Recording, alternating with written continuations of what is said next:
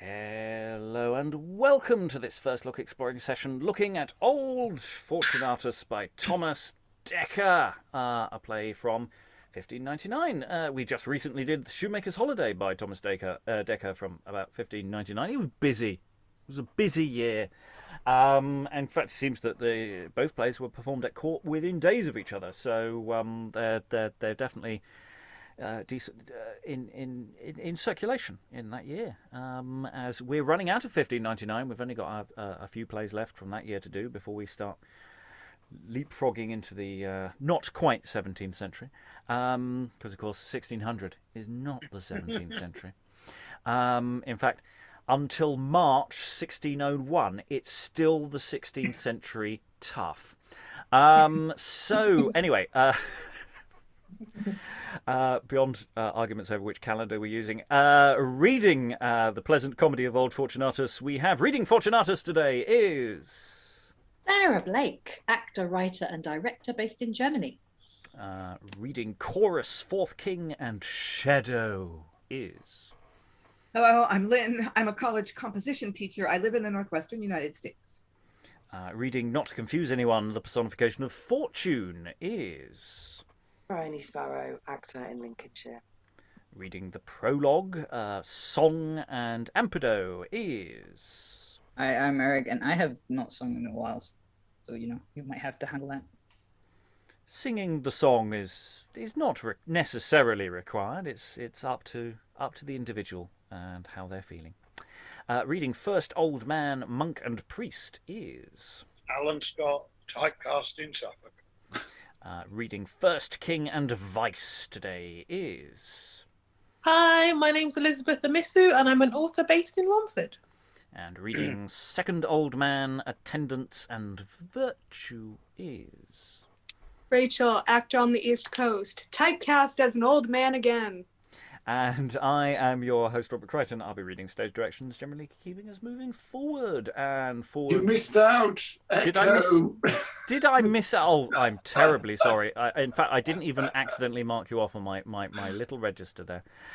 Reading Echo, Second King and Andelocia is Hi, Francis Cox, actor and voice artist, living in Amsterdam. See, that's the thing about Echo, is that they've worn themselves away and they're invisible. I'd love to say I did that on purpose. I just forgot. I'm sorry.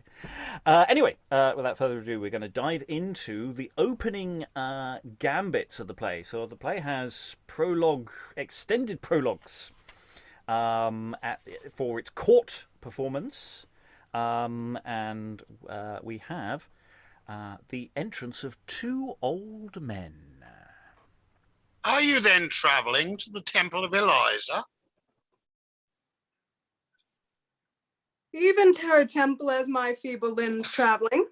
Some call her Pandora, some Gloriana, some Cynthia, some Delphoebe, some Astrea, all by several names to express several loves. Yet all those names make but one celestial body, as all those loves meet to create but one soul. I am one of her own country, and we adore her by the name of Eliza. Blessed name, happy country. Your Eliza makes your land Elysium. But what do you offer? That which all true subjects should. When I was young, an armoured hand. Now I am crooked, an upright heart. But what offer you? That which all strangers do. 2 eyes struck blind with admiration, 2 lips proud to sound her glory, 2 hands held up full of prayers and praises. What not that may express love? What not that may make her beloved? How long is since you last beheld her? A just year, yet that year hath seemed to me but one day, because her glory hath been my hourly contemplation. And yet that year hath seemed to me more than twice 7 years, because so long I have been absent from her. Come therefore, good father, let's go faster, lest we come too late. For see, the tapers of the night are already lighted, and stand brightly burning in their starry candlesticks. See how gloriously the moon shines upon us. And they both kneel.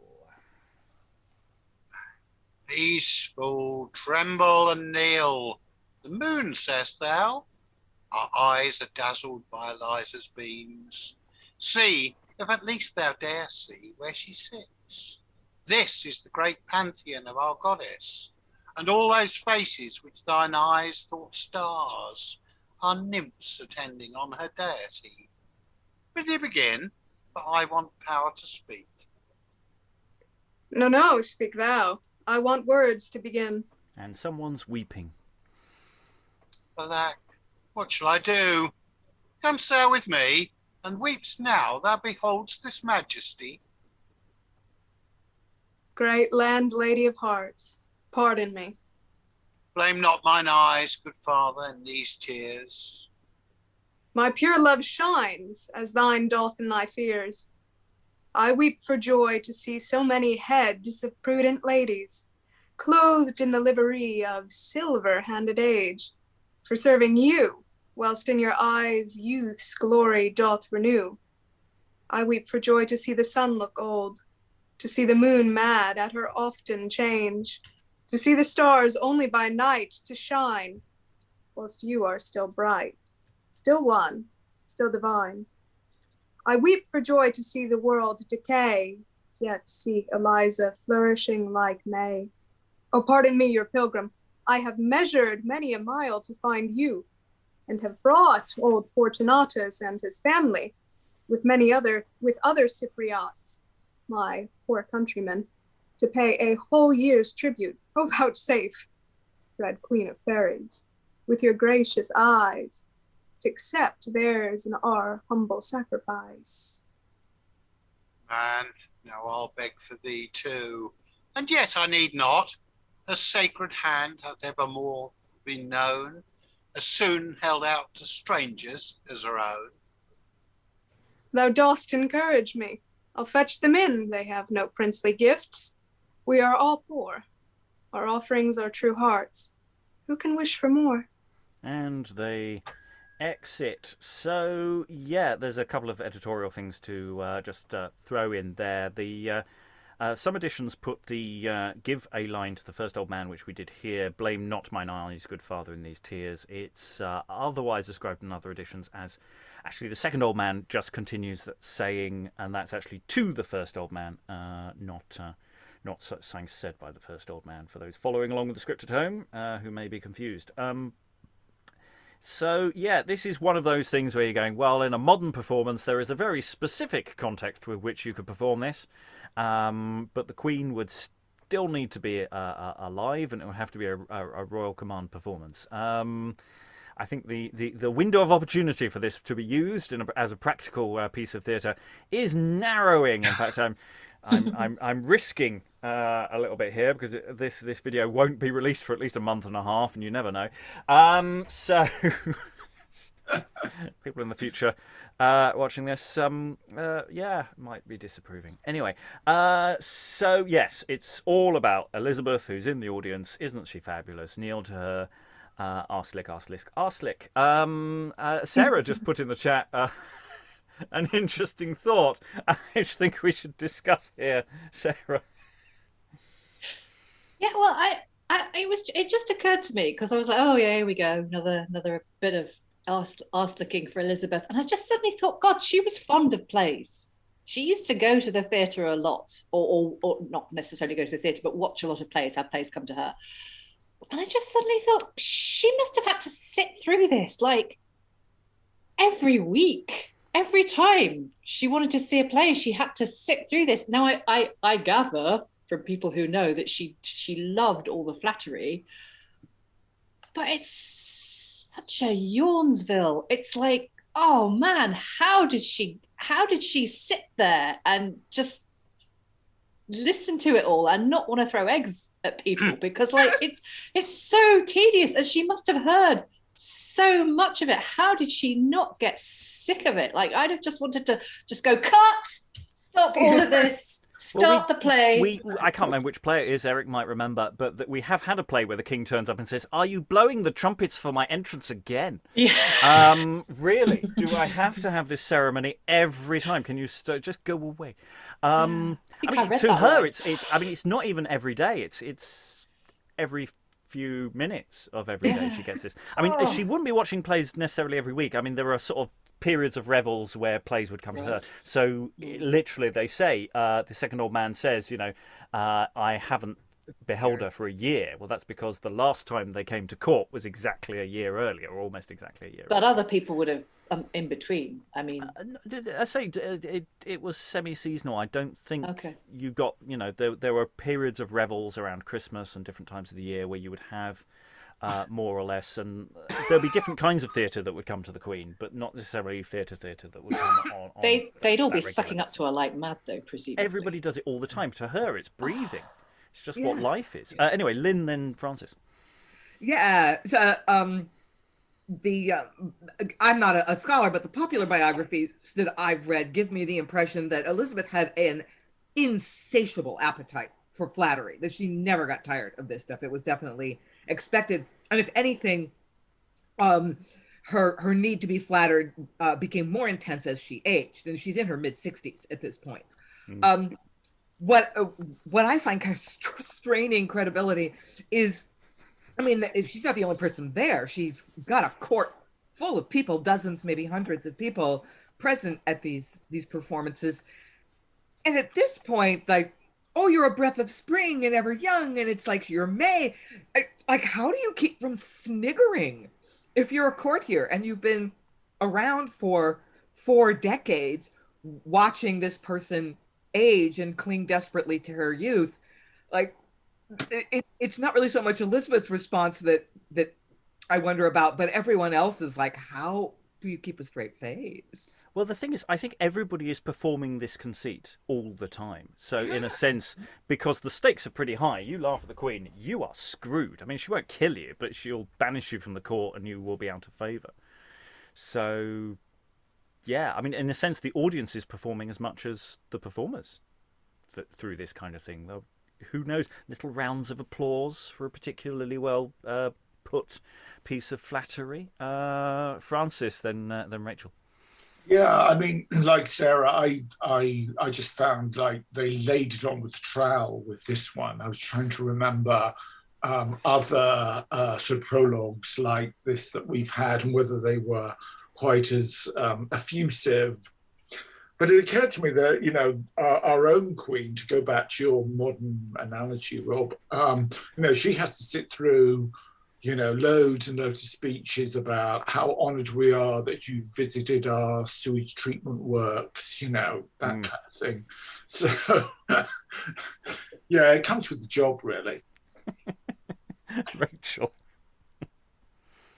I mean, maybe it's like one of these modern dictatorships where if you don't have a certain level of performability, you will face real punishment. And maybe it's that we are divorced from really being affected by the punishment of that language and the not telling the lie and making it seem as true as possible.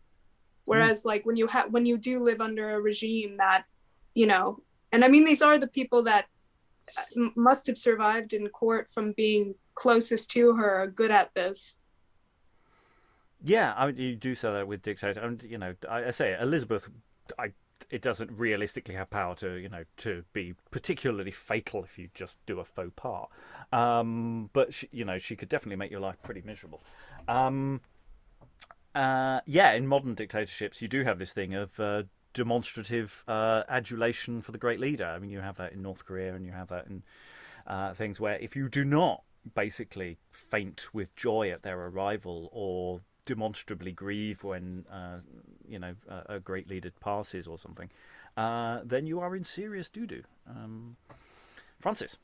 Yeah, one thing I was wondering during that, during the passage, was they're just described as 2 old men.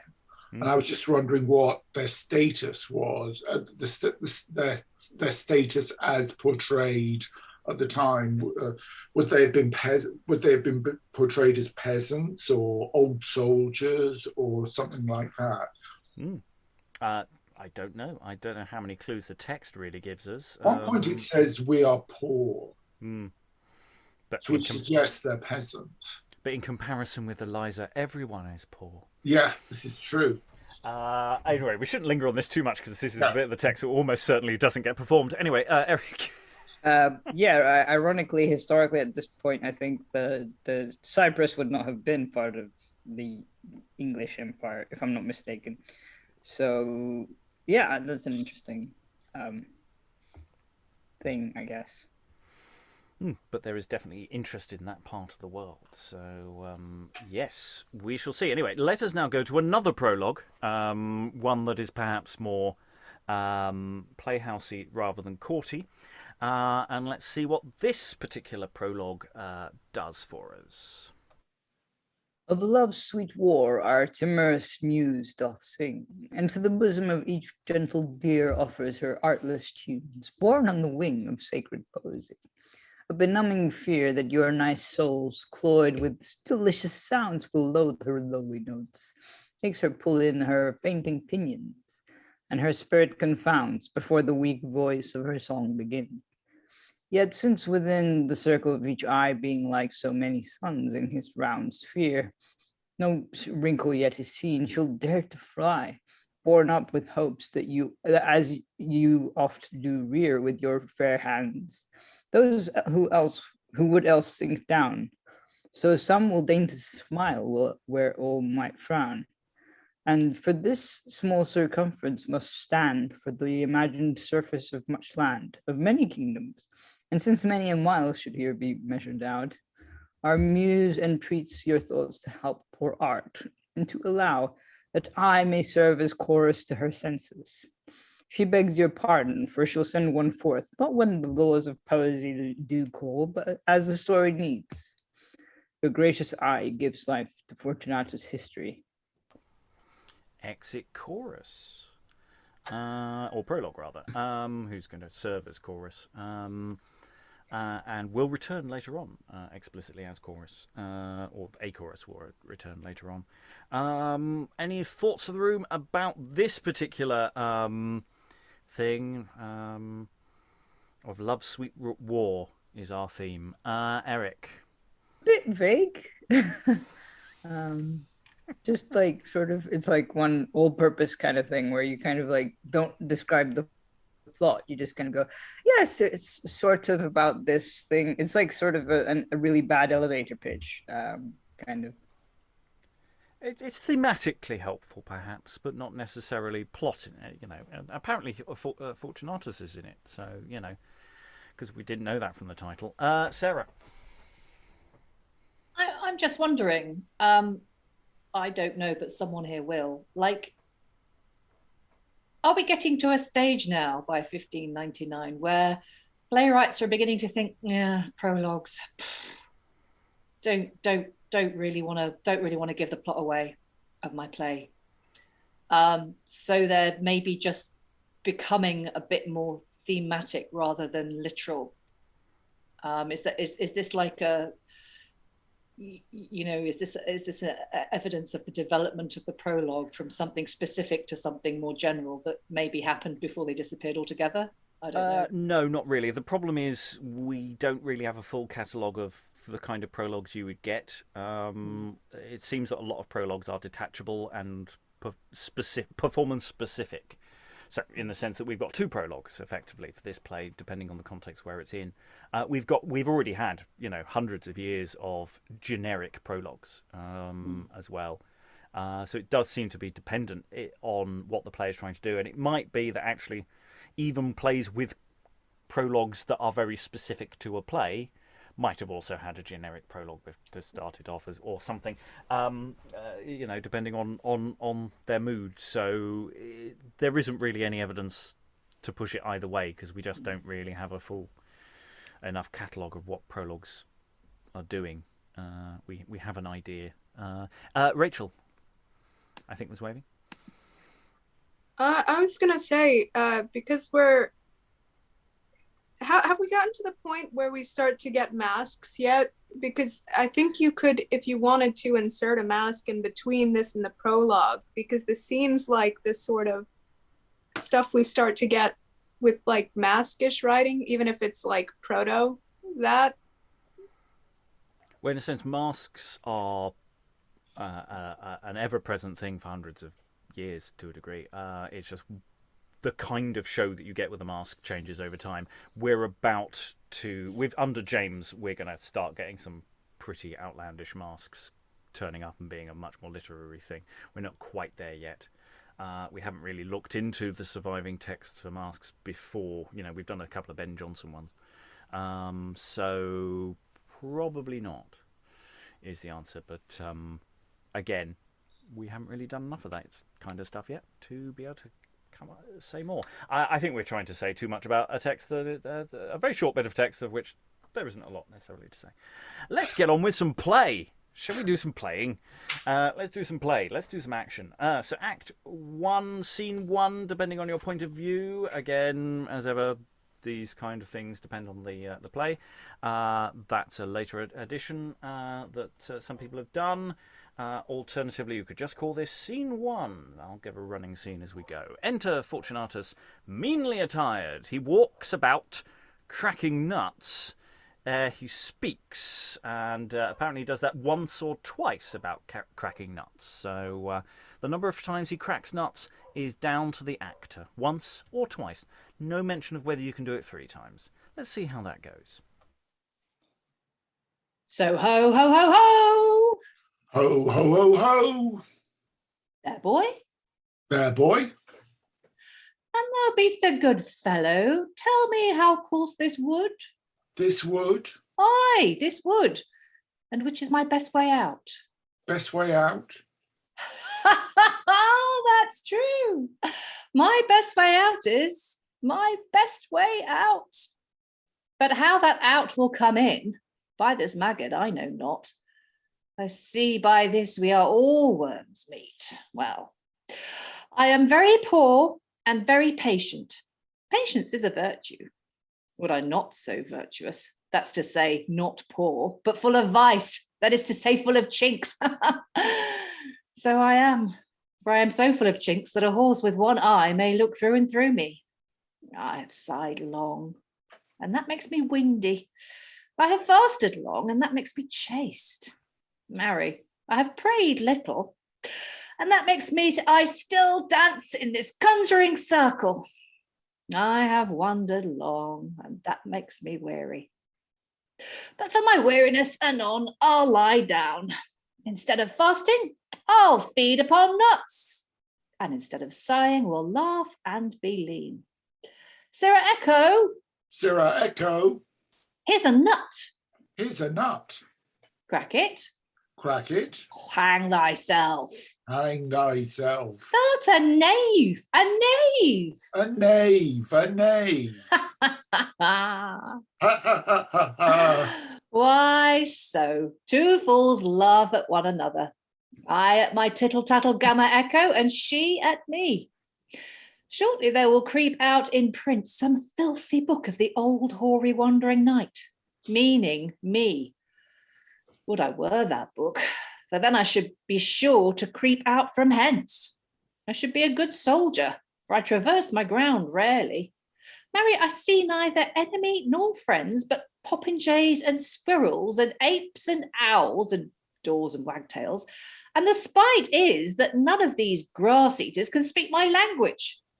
But this fool that mocks me and swears to have the last word in spite of my teeth, aye, and she shall have it, because she is a woman, which kind of cattle are indeed all echo, nothing but tongue.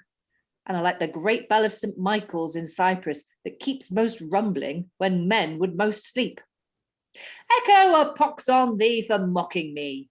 A pox on thee for mocking me. Why so? Snip, snap.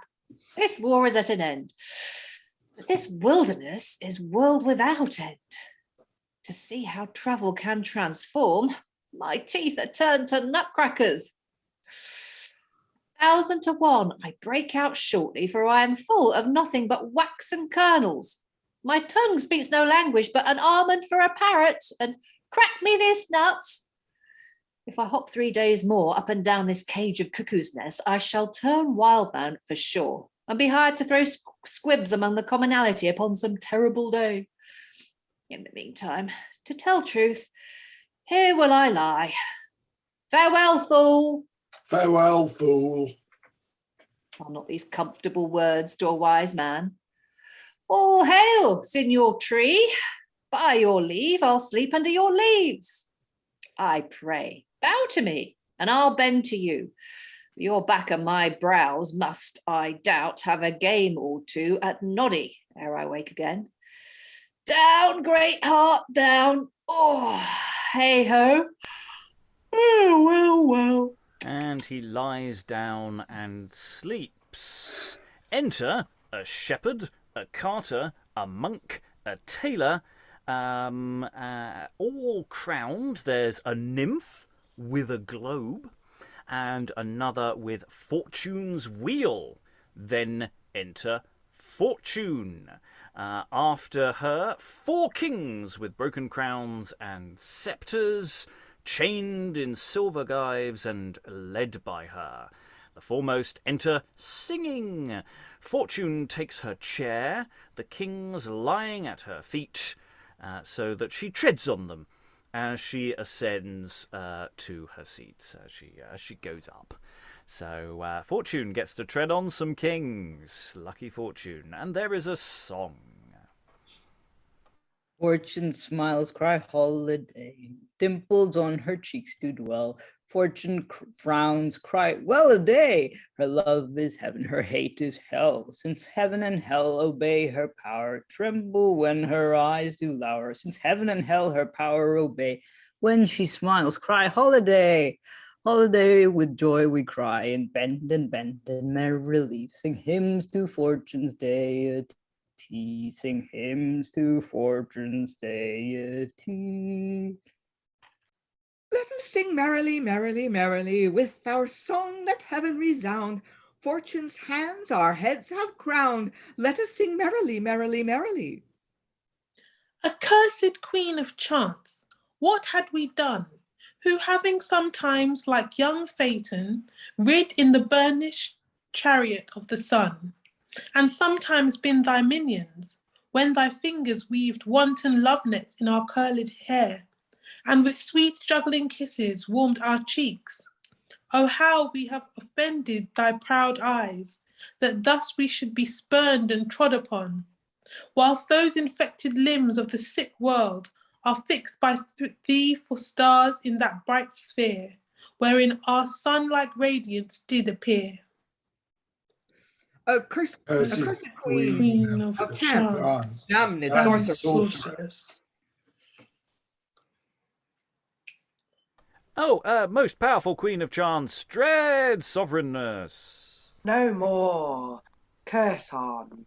Your cries to me are music, and fill the sacred rondure of mine ears with tunes more sweet than moving of the spheres.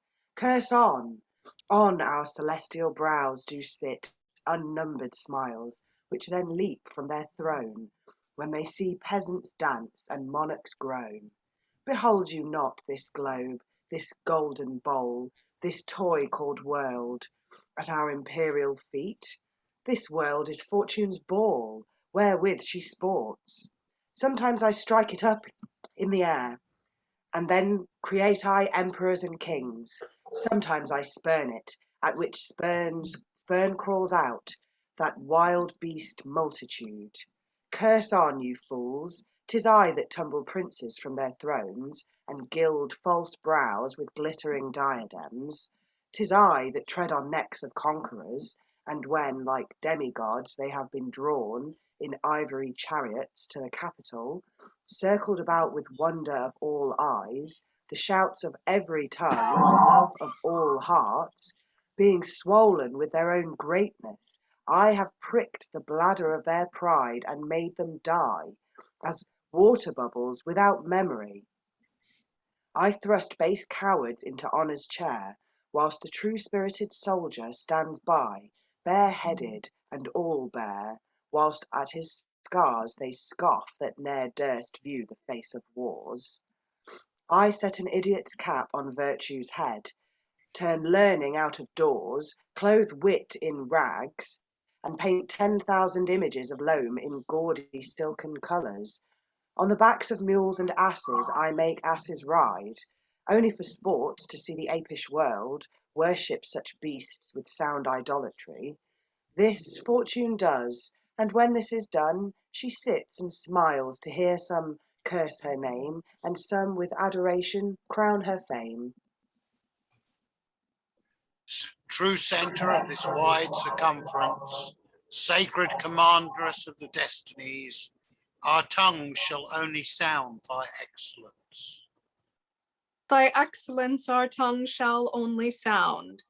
Thou painted strumpet, that with honeyed smiles openest the gates of heaven and criest, come in, whose glories being seen, thou with one frown, in pride lower than hell, tumblest us down. Ever, forever. Forever We will we ban thy name. How sweet your howlings relish in mine ears.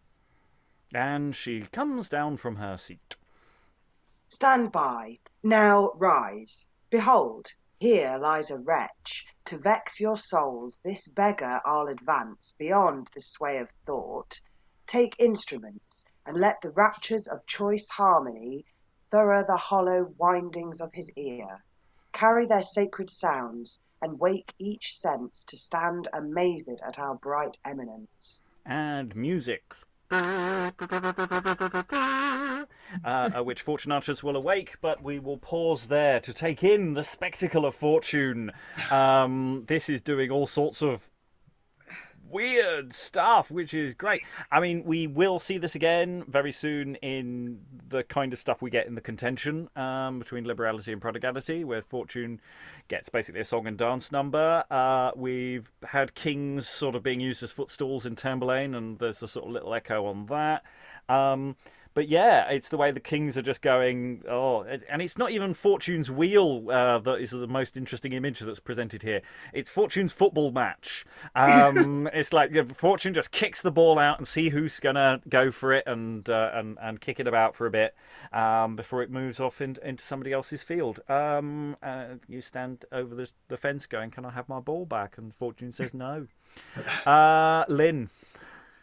So I was appreciative of Rachael to bring up Mask a bit ago, because this seems really Mask-like to me. This sort of somewhere between allegory and narrative, where Fortunatus is kind of a character who's like a real person. Oh, I'm a poor person. I'm lost in the woods. I guess I'll just take a nap. And then this allegory of, and the kings are not really kings of anywhere particular. They're just sort of generic kings. They're emblematic kings. And well, I actually have got specific footnotes onto who the kings are. I don't know how they interpolate it. There might be something later on that tells us who they are, but I could go into that. We won't at this time. But sorry, carry on. But it does feel kind of masky in that sort of very formal, that very and kind of allegorical thing going on. Yeah, which is sort of nodding also back to sort of earlier morality traditions, which does keep trickling away in the background. We think of it as being something that's old-fashioned and has disappeared, but actually it does keep popping up in plays quite regularly in the ones that survive. So it's doing a lot of work. Shall we talk about Fortunatus? And we get straight away, the opening action is an echo scene. We've seen so many echo scenes.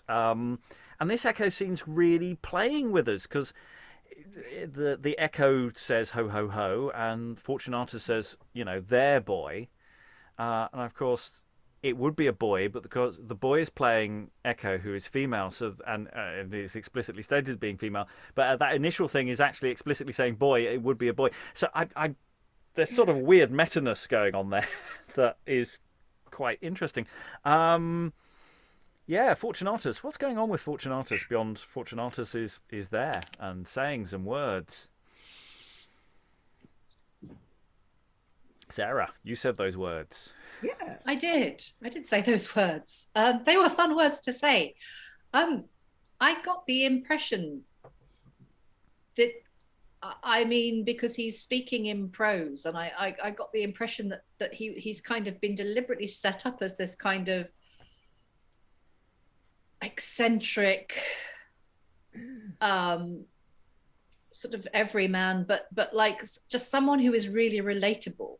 Like he's this kind of weird old bloke who's wandering about in the woods. We don't quite know why he's in the woods, but he's clearly lost and he's clearly hungry, and he's just like, oh man, this is a bummer. But hey, you know, I'm all right. I'm not dead, so that's okay. Hi tree, I'm just going to rest under you. He's like a massively casual character, and I think that's probably been done, I mean, for other reasons as well, but partly to contrast with what's going to come next, with all this kind of, you know, with Fortune and this very kind of ceremonial, masky thing. He's kind of the antidote to all that. It's like two different plays have just suddenly collided. Mm. Yeah, they are very, very different universes. We have a song, we have Fortune and the Kings, and they're all speaking in verse, and yeah, you've got this prose introduction which starts to say immediately off with an echo scene, and people recognise an echo scene. There's been loads of them about, there always will be, and you know, this sort of clowning material, but it's a slightly weird way of kicking us off. Actually, it feels like we haven't settled into this universe, and it's throwing all sorts of things at us, of which there might be additional thoughts on later. Alan? I'm just wondering whether settle is the right word, because what we've had so far seems almost like a lot of throat clearing, while the audience managed to work out who's sitting on whose lap and who's nicked whose place and all the rest of it. But yeah, we've got some interesting gambits to start us off. Any other thoughts before we move on, Sarah? Just to go back to the depiction of Fortune, that thing with her stepping on the kings, that did make me think of Tamburlaine, and but it was like a piss take of Tamburlaine almost, because it's like, you know that scene in Tamburlaine is horrific, whereas here it's like, here's Fortune stepping on some guys to get up to her throne, ta-da. And I just wonder if, you know, that's kind of what this play is doing, or what this scene is doing, because you can't take Fortunatus seriously. He kind of wanders on like he's halfway through telling you a joke.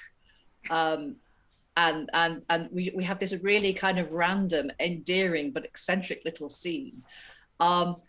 And like, he's the hero. Yeah, he's the guy that the play is named after. And then you have this scene which, you know, seems to be parodying something quite famous. So yeah, it's just very, very playful, and yeah, pulling the rug out from under the audience's expectations, perhaps straight off the bat. Yeah. Absolutely, and it's it's playing around with, there's something that's very serious, and I think the audience, it helps that the audience knows Tamburlaine, you know, maybe even recognises the Kings, maybe in fact has the same costumes. I'm just double checking that it is the same playing company. I think fairly certain it is the Admiral's Men. Yes, it is. So it might literally be utilising elements of Tamburlaine. I mean, it's been 10 plus years since Tamburlaine was, you know, new and minted, but it does keep popping up. It's out there, so it's an obvious thing for them to throw in, and to, you know, because those kings are not happy. They're not kneeling there going, "Hey, Fortune, use me as a footstool to get onto your chair." They're going, "Curse you, damn you," which is, you know, very Tamburlaine-y. Eric? Wasn't there also a scene in Wounds of Civil War where Scylla is using his prisoners to sort of drag chariots and stuff? Yeah. So, yeah. Same company, same chariot. Which scene came first? Closet, use it. Which scene came first? Nobody knows. Opinions vary depending on whether you think Marlowe is the innovator or the person who just does it better. So anyway, let us continue the scene because the scene is still going on.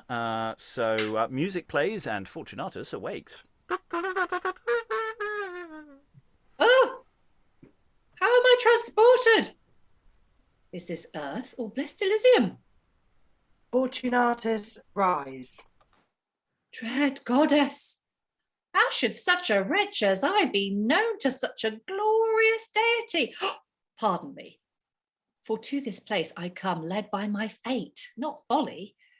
In this wood with weary sorrow have I wandered, and 3 times seen the setting sun take rest, and 3 times frantic Cynthia naked ride about the rusty highways of the skies, stuck full of burning stars, which lent her light to court her negro paramour grim night.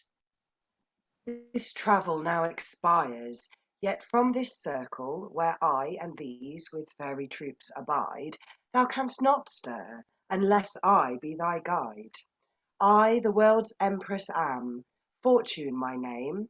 This hand hath written in thick leaves of steel an everlasting book of changeless fate, showing who's happy, who unfortunate. If every name, dread queen, be there writ down, I'm sure mine stands in characters of black. Though happiness herself lie in my name, I am sorrow's heir, and eldest son to shame. No. Oh, We are sons to shame. Sorrow theirs. Thou shalt be one of Fortune's minions. Behold, these 4 chained like Tartarian slaves. These I created emperors and kings, and these are now my basest underlings. This sometimes was a German emperor, Henry V, who being first deposed was after thrust into a dungeon, and thus in silver chains shall rot to death. This Frederick Barbarossa, Emperor of Almaine once, but by Pope Alexander now spurned and trod on when he takes his horse, and in these fetters shall he die his slave. This wretch once wore the diadem of France, Louis the Meek, but through his children's pride, thus have I caused him to be famished. Here stands the very soul of misery, poor Bayezet, old Turkish emperor, and once the greatest monarch in the East. Fortune herself is said to view thy fall, and grieves to see thee glad to lick up crumbs at the proud feet of that great Scythian swain, Fortune's best minion, warlike Tamburlaine. Yet must thou in a cage of iron be drawn, in triumph at his heels, and there in grief dash out thy brains. Oh, misery! No tears can melt the heart of destiny. These have I ruined and exalted those. These hands have conquered Spain. These brows fill up the golden circle of rich Portugal. Viriat, a monarch now, but born a shepherd. This Primislaus, a Bohemian king, last day a carter. This monk Gregory, now lifted to the papal dignity. Wretches, why gnaw you not your fingers off, and tear your tongues out, seeing yourselves trod down? And this Dutch botcher wearing Munster's crown, John Leyden, born in Holland, poor and base, now rich in empery and fortune's grace? As these I have advanced, so will I thee. 6 gifts I spend upon mortality: wisdom, strength, health, beauty, long life, and riches. Out of my bounty, one of these is thine. Choose then, which likes thee best. Oh, most divine! Give me but leave to borrow wonder's eye, to look amazed at thy bright majesty. Wisdom, strength, health, beauty, long life, and riches. Before thy soul at this deep lottery draw forth her prize ordained by destiny. Know that here's no recanting a first choice. Choose then discreetly, for the laws of fate, being graven in steel, must stand inviolate. Daughters of Jove and the unblemished night, most righteous Parcae, guide my genius right. Wisdom, strength, health, beauty, long life, and riches. Stay, Fortunatus, once more hear me speak. If thou kiss wisdom's cheek and make her thine, she'll breathe into thy lips divinity, and thou, like Phoebus, shall speak oracle. Thy heaven-inspired soul on wisdom's wings shall fly up to the parliament of Jove and read the statutes of eternity, and see what's past and learn what is to come. If thou lay claim to strength, armies shall quake to see thee frown, as kings at mine do lie, so shall thy feet trample on empery. Make health thine object, thou shalt be strong proof gainst the deep searching darts of surfeiting. Be ever merry, ever revelling, wish for but beauty, and within thine eyes 2 naked cupids amorously shall swim, and on thy cheeks I'll mix such white and red that Jove shall turn away young Ganymede, and with immortal arms shall circle thee. Are thy desires long life, thy vital thread shall be stretched out, thou shalt behold the change of monarchies, and see those children die whose great-great-grandsires now in cradles lie. If through gold's sacred hunger thou dost pine, those gilded wantons which in swarms do run, to warm their tender bodies in the sun, shall stand for number of those golden piles, which in rich pride shall swell before thy feet. As those are, so shall these be infinite. Awaken then thy soul's best faculties, and gladly kiss this bounteous hand of fate, which strives to bless thy name of fortunate. Old man, Man, take heed, heed, her her smiles smiles will will murder murder thee. thee. Old man shall crown thee with felicity. Oh, whither am I rapt beyond myself? More violent conflicts fight in every thought than his whose fatal choice Troy's downfall wrought. Shall I contract myself to wisdom's love? Then I lose riches. And a wise man poor is like a sacred book that's never read. To himself he lives, and to all else seems dead. This age thinks better of a gilded fool than of a threadbare saint in wisdom's school. I will be strong. Then I refuse long life. And though mine arm should conquer 20 worlds, there's a lean fellow beats all conquerors. The greatest strength expires with loss of breath. The mightiest in 1 minute stoop to death. Then take long life or health. Should I do so, I might grow ugly. And that tedious scroll of months and years much misery may enroll. Therefore, I'll beg for beauty. Yet I will not. That fairest cheek hath oftentimes a soul leprous as sin itself, more than hell, more foul. The wisdom of this word is idiotism. Strength a weak reed, health sickness's enemy, and it at length will have the victory. Beauty is but a painting, and long life is a long journey in December gone, tedious and full of tribulation. But before Fortunatus makes a decision, so Fortunatus, yes, you're into the final. You have a choice of the final prizes. Which do you go for? Yeah, we have a choice of wisdom, strength, health, beauty, long life, and riches. And of course, we're all sitting there going, which is the one you should go for, and which is the trap? And we've got this little chorus, effectively, a chorus of kings and a chorus of attendants. Old man, take heed, her smile wiles will murder thee. Old man, she'll crown thee with felicity. Evil angel, good angel, but which is which? Choose wisely, old Fortunatus. Choose wisely, Lynn. Yeah. It's gone full on morality play now, hasn't it? Yeah, but it's also a bit of civic pageantry. This is exactly the kind of thing you get in street entertainments, where you present a series of figures and explain who they are, and then, with some kind of emblematic significance. So, yeah, this is doing all sorts of different things that the audience at the time would be really familiar with. I think an audience today would be going, why are we hearing about all these people? But actually, some of these people would be more or less familiar, and the form would be familiar. People would know this shit, especially if you live in London. You'll be getting this kind of thing several times a year, depending on the occasion, potentially. Rachael?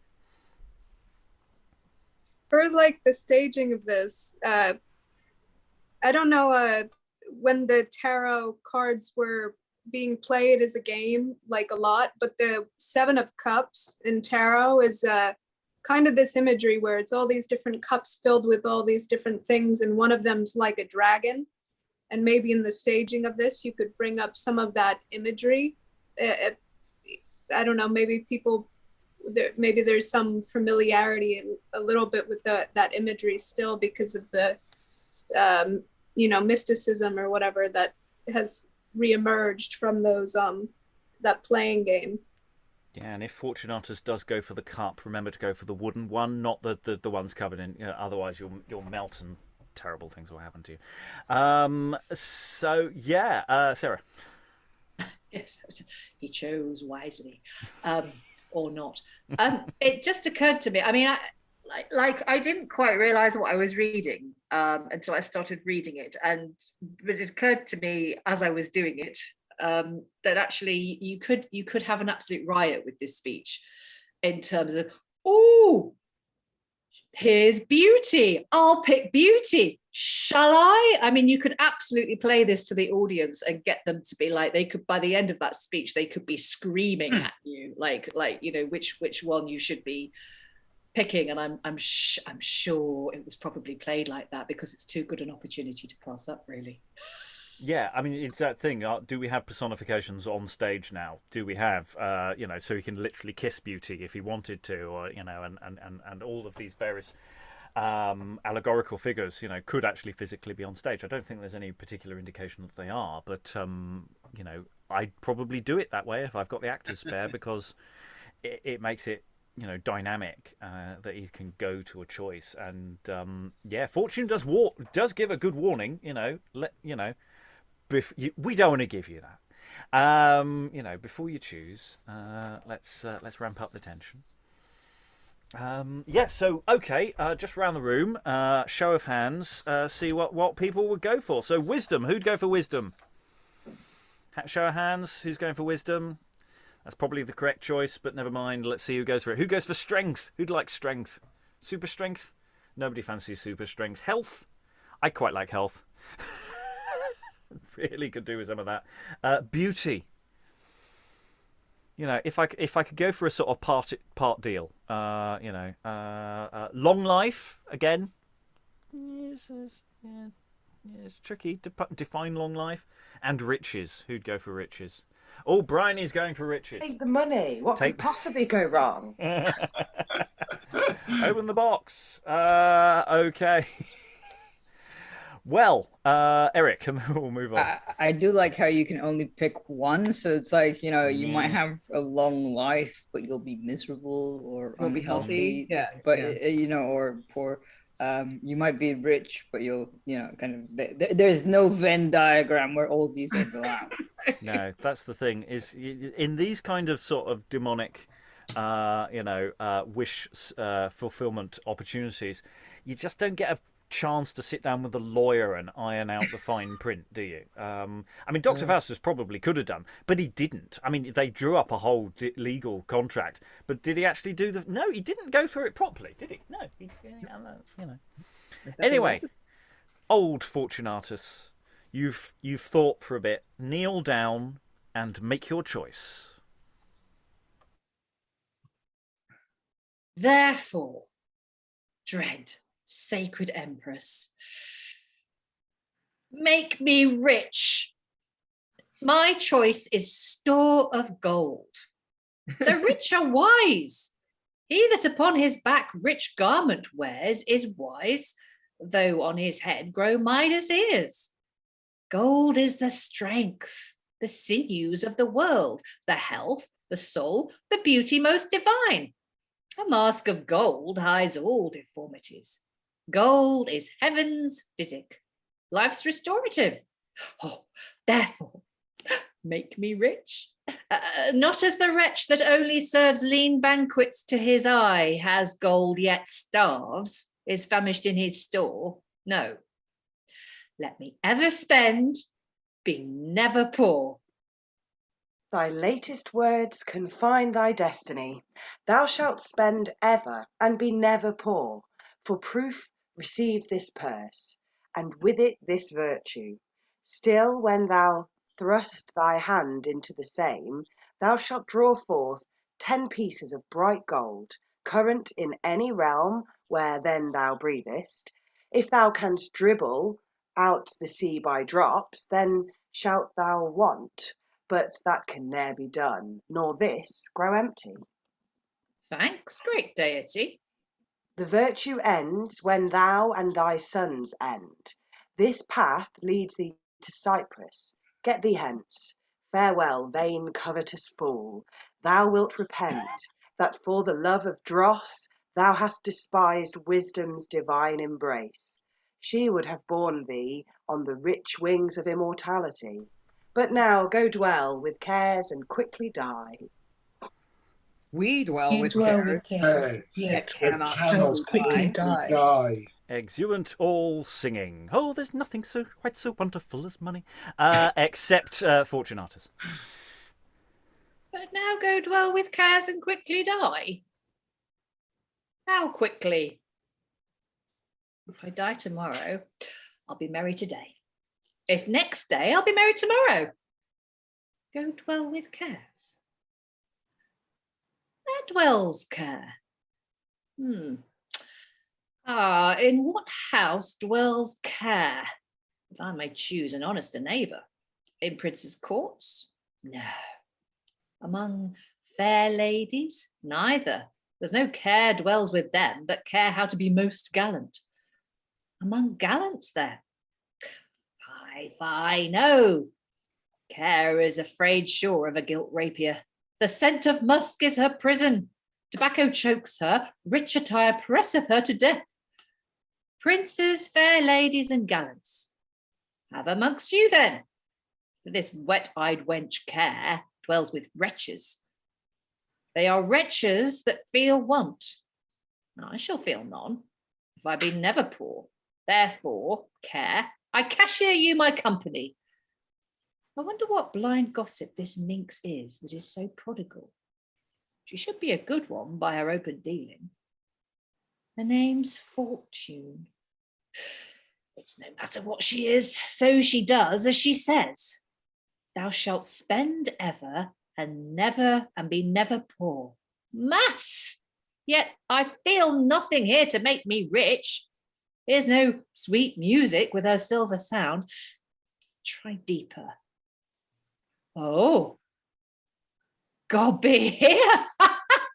1, 2, 3, 4, 5, 6, 7, 8, 9, and 10. Good.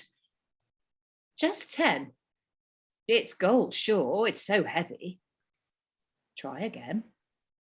1, 2, 3, 4, 5, 6, 7, 8, 9, 10. Good again. Just 10 and just 10. Oh, this is rare. A leather mint. Admirable. An Indian mine in a lambskin. Miraculous. I'll fill 3 or 4 bags full for my sons, but keep this for myself.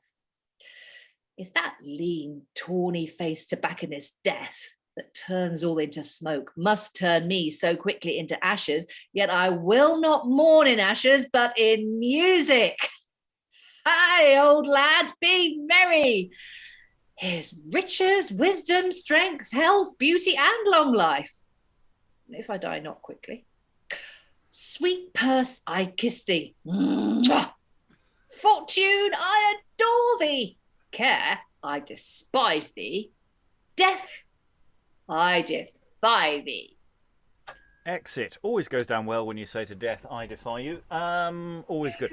There's a sense of there's a magic trick here, isn't there, of palming the coins each time so that you're drawing the same 10 coins out of the bag.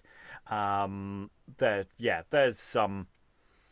I love the idea that they exit singing with that final line, go dwell with cares and quickly die. We dwell with cares, yet cannot quickly die. Gordon Bennett, they're a cheerful chorus, aren't they? Briony.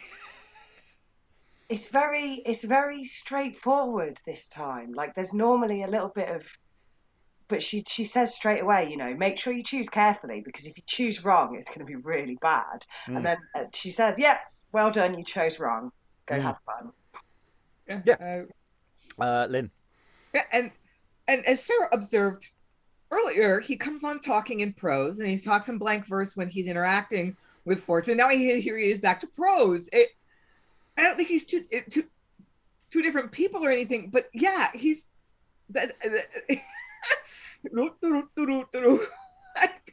Fortunatus has all this money, but he can't buy a clue. Oh, I like that. That's almost the tagline for the production, isn't it? Rachael, I think you were waving. I was just gonna say those kings are like the ones from Lord of the Rings that get sucked in by that one guy who's, I don't know, leading those dragon riding kings. I have no idea what they are. That follow them all around and they're like enthralled to the one guy. That's kind of what these guys are like.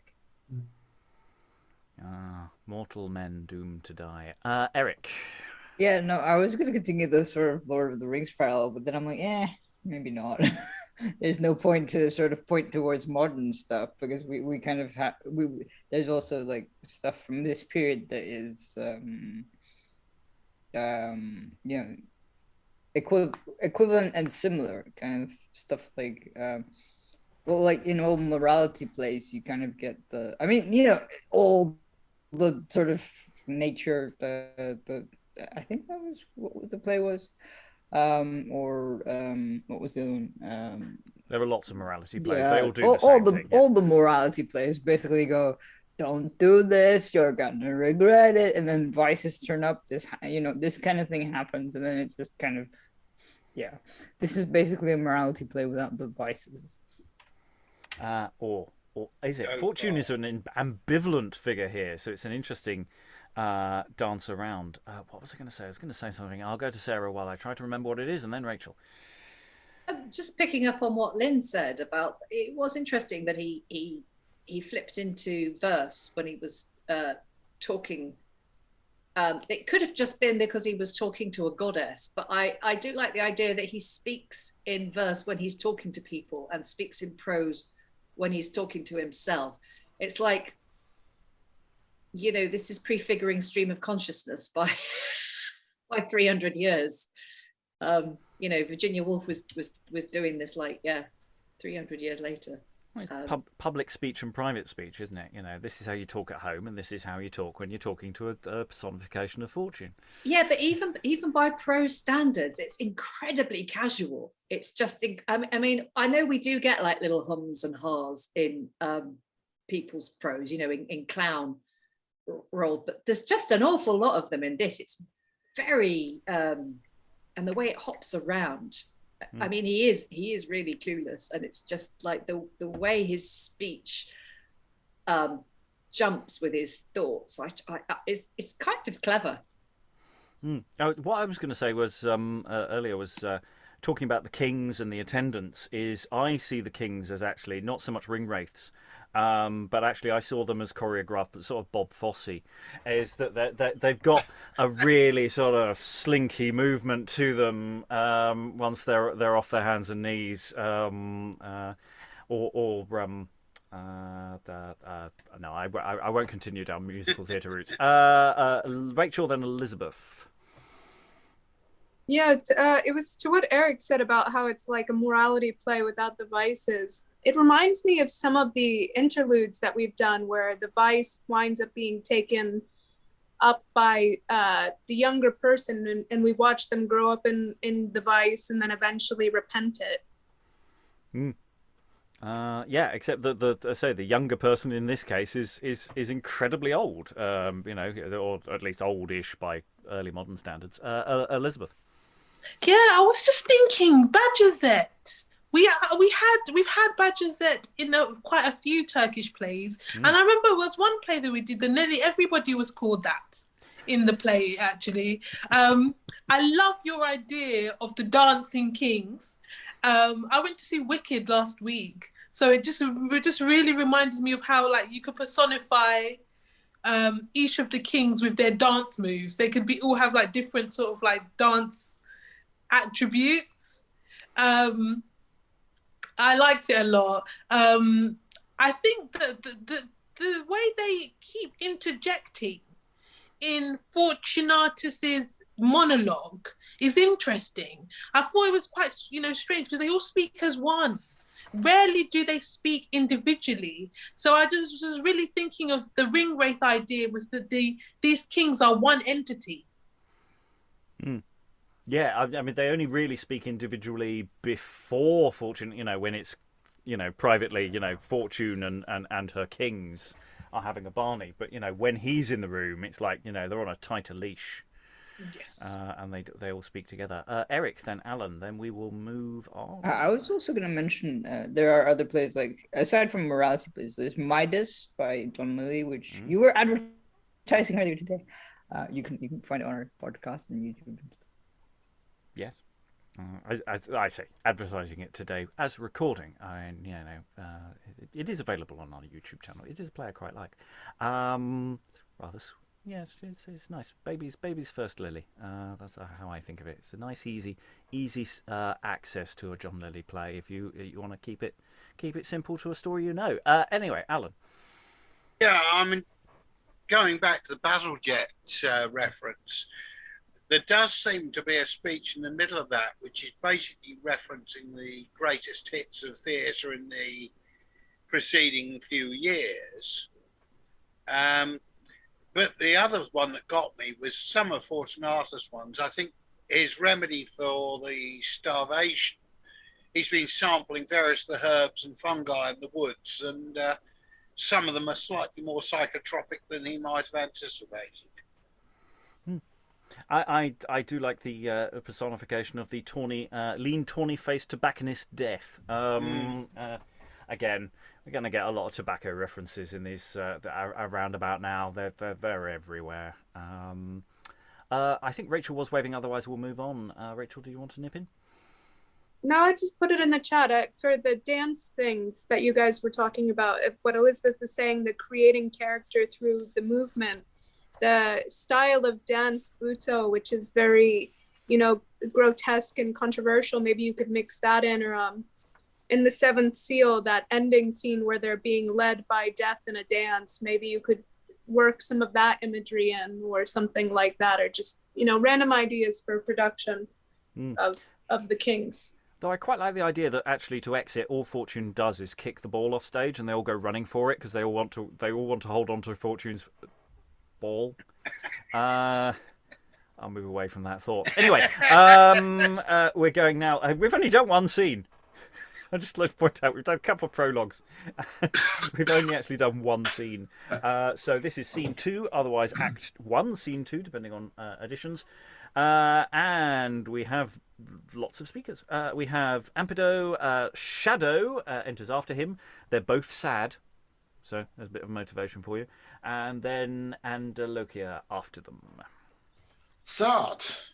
Why, how now? 2 knights of the post? Aye, master, and we are both forsworn, as all such Woden knights be, for we both took an oath. Marry, it was not corporal. You may see by our cheeks that we would not fast 24 hours to amend, and we have tasted no meat since the clock told 2 dozen. That lot lacks not much of 24. But I wonder, when that half-faced moon of thine will be at the full. Next quarter, not this, when the sign's in Taurus. Ho, that's to say, when thou eatest bull beef. But Shadow, what day is today? Fasting day. What day was yesterday? Fasting day too. Will tomorrow be so too? Aye, and next day too. That will be rare, you slave, for a lean diet makes a fat wit. I'd rather be a fool and wear a fat pair of cheeks. Now, I am prouder of this poverty, which I know is mine own, than a waiting gentlewoman is of a frizzled groat's worth of hair that never grew on her head. Sir Shadow, now we can all three swear like Puritans at one bare word. This want makes us like good bowlers. We are able to rub out and shift in every place. Well, that's not so. We have shifted ourselves in no place this 3 months. Marry, we rub out in every corner, but here follows no amendment either of life or of livery. Why, brother Ampedo, art thou not yet tired with riding post?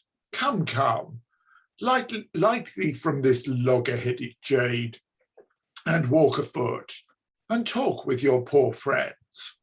Nay, by my troth, he is like me. If his belly be empty, his heart is full. The famine of gold gnaws his covetous stomach more than the want of good victuals. Thou hast looked very devishly, ever since the good angel left thee. Come, leave this broad rim fashions, because the world frowns upon thee. Wilt not thou smile upon us? But the bitterness of mine own fortunes infect my taste. I could paint o'er my cheeks with ruddy-colored smiles. 'Tis not the want of costly diet or desire of gold enforces rupture in my wounded breast. Oh no, our father, if he live, doth fly under the iron foot of misery, and as a dove gripped in a falcon's claw, there panteth for life, being most assured of death. Brother, for him my soul thus languisheth. 'Tis not for my old master that I languish. I am not enamored of this painted idol, this strumpet world, for her most beauteous looks are poisoned baits hung upon golden hooks. When fools do swim in wealth, her Cynthian beams will wantonly dance on the silver streams. But when this squint-eyed age sees virtue poor, and by little sparks sits shivering, begging at all, relieved at no man's door, she smiles on her, as the sun shines on fire, to kill that little heat, and with that her little frown is proud that she can tread poor virtue down. Therefore her wrinkled brow makes not mine sour. Her gifts are toys, and I desire her power. 'Tis not the crab-tree-faced world neither that makes mine sour. Her gifts toys. Well, brother Virtue, we have let slip the right plucking of those toys so long that we flourish like apple trees in September, which, having the falling sickness, bear neither fruit nor leaves. Nay, by my troth, master, none flourish in these withering times but ancient bearers and trumpeters. Shadow, when thou provest the substance, then the tree of virtue and honesty and such fruit of heaven shall flourish upon earth. True. Or when the sun shines at midnight, or women fly, and yet they are light enough. 'Twas never merry world with us, since purses and bags were invented.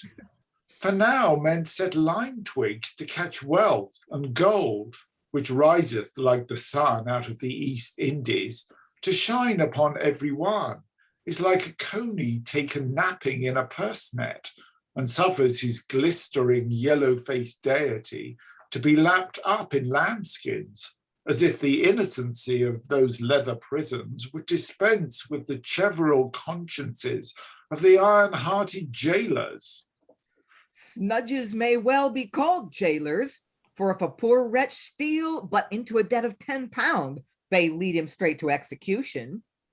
Does it not vex thee, Shadow, to stalk up and down Cyprus, and to meet the outside of a man, lapped all in damask, his head and beard as white as milk, only with conjuring in the snowy circles of the field argent, and his nose as red as scarlet, only with kissing the ruddy lips of angels, and such an image to wear on his thumb, 3 men's livings in the shape of a seal ring, whilst my brother Virtue here.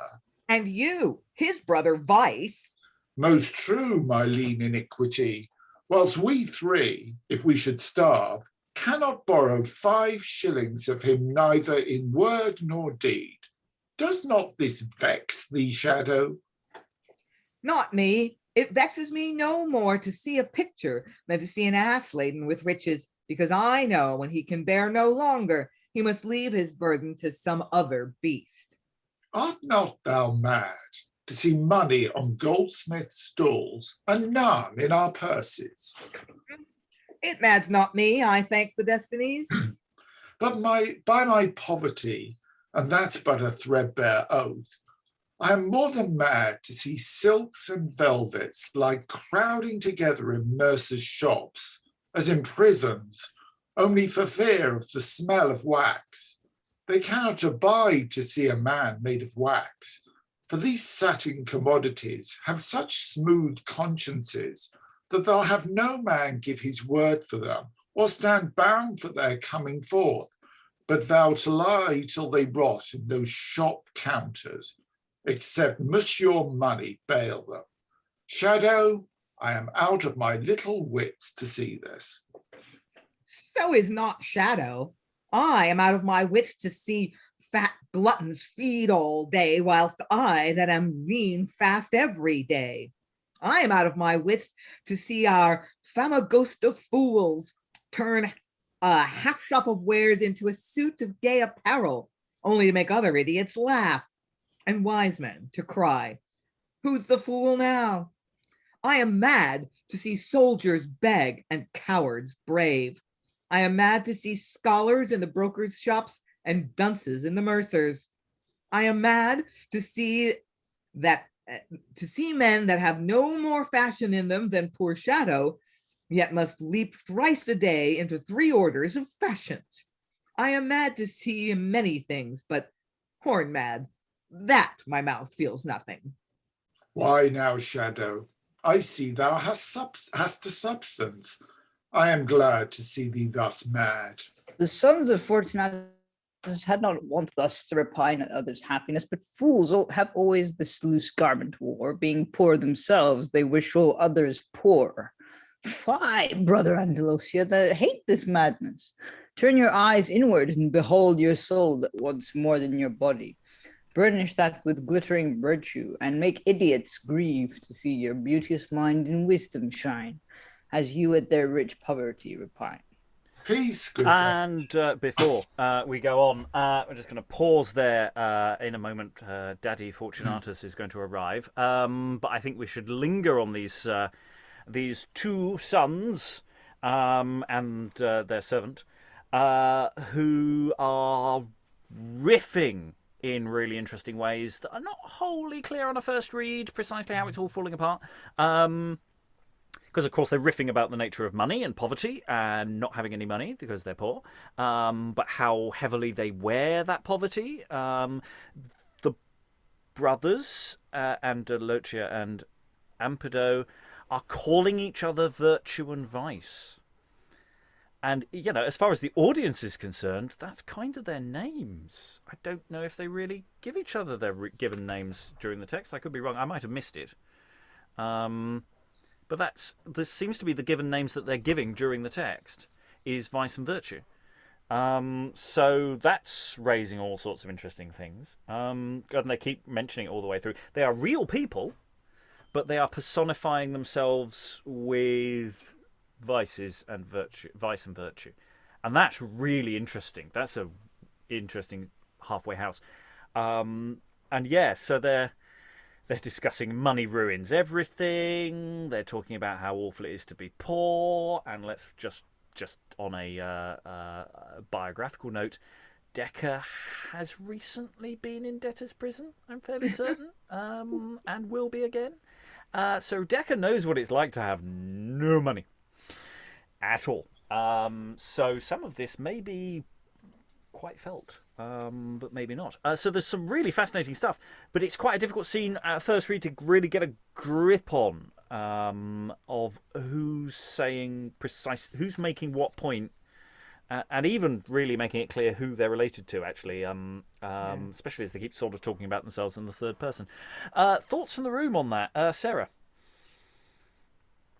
Yeah, just a further thing on the fact that they refer to themselves as vice and virtue. The fact that the serving man is called Shadow as well. I mean, that's a name, yeah, there's absolutely no reason why he couldn't be called Shadow, but that's also a very metaphorical name. So it's like, it's interesting because earlier we had Fortune, who was very much belonging to a morality sort of play world, and then Fortunatus, who in spite of his name belonged very much to the real world.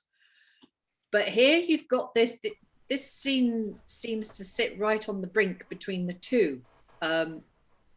It's kind of, it seems to straddle both, which is interesting. And I don't know that it actually worked for me because, like, as you said, it was difficult for me to get a read on what other than the fact that they were just going, oh, it's so rubbish being poor. Getting into the finer details of the arguments they were making, I didn't. It seemed to be muddied by the fact that I wasn't quite sure. Okay, are they talking metaphorically here, or are they talking about their real life situation? They seem to flip back and forth between the two, which was interesting, but it did confuse me a little bit.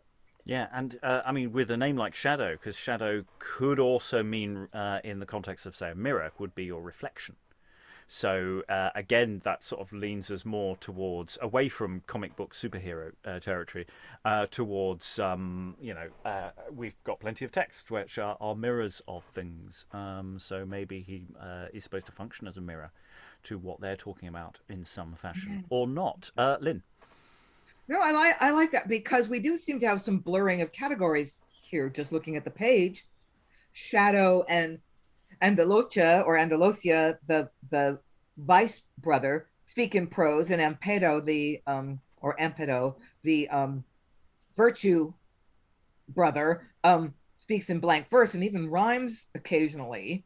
So and often in this period, high status characters speak in verse and low status characters speak in prose. But here we have one high status character speaking in prose with his servant, who is Shadow because he's a reflection of his master, because he's thin, because he follows somebody around, like your shadow follows you around. So the name, I think, is kind of punning on multiple levels. In a way, he's really quite recognizable, Shadow is, because he's the servant who never gets enough to eat. Yes, we've had that a lot, haven't we? Yeah.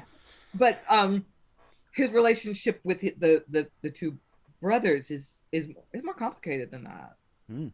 And yeah, the question of vice and virtue will get more complicated later on. Rachael, and then we will move on. We will finish the scene. Yeah, I don't know what it means, but I think it's interesting that we have Shadow, who's a reflection, and then a few scenes before we've had Echo, who's that sound, feedback. So I don't know, just interesting. Well, maybe we'll have a slightly firmer ground to stand on with the return of Fortunatus, who's their daddy. So we'll get so perhaps more of a connection with familial things. But enter Fortunatus, gallant. So he's got some fancy togs on, presumably bought with his magic gold. Peace, good virtue, Shadow. Shadow, here comes another Shadow.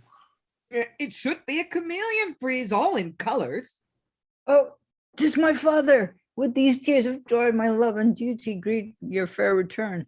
A double gladness hath refreshed my soul, one that you live, and one to see your fate looks freshly, howsoe'er poor in state.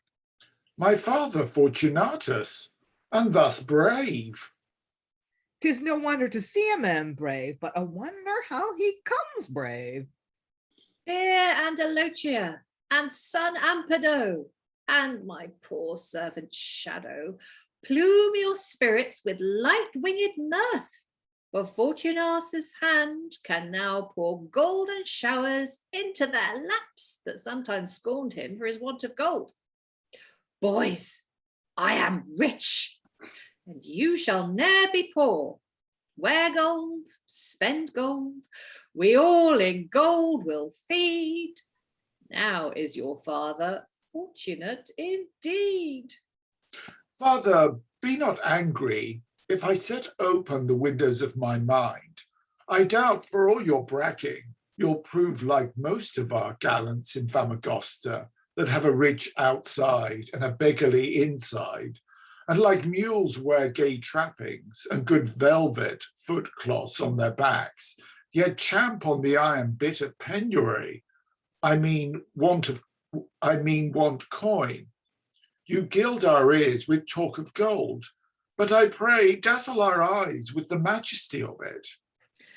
First, I will wake your senses with the sound of gold sweet music. Tell me what you hear.